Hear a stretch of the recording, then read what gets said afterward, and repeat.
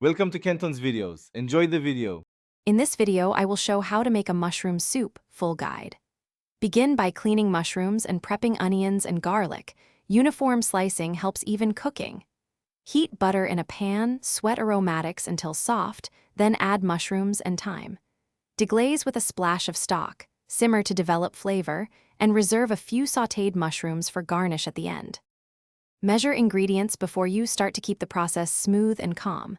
I like 1 pound of mixed mushrooms for depth, 2 cups of stock, and 1 cup of cream for a velvety finish. Salt and pepper are basic, and a pinch of nutmeg adds subtle warmth. Have fresh thyme or parsley on hand for garnish and a squeeze of lemon if you want brightness at the end. Cook patiently and taste as you go for best results. Start by sautéing onions and garlic in butter until translucent, then add mushrooms and let them brown slightly for umami depth. Pour in stock and simmer to concentrate flavor, then carefully blend until smooth and velvety. Return to low heat, stir in cream gently without boiling, and adjust seasoning before serving with reserved mushroom slices and fresh herbs. Thanks for watching. Consider subscribing if we helped you.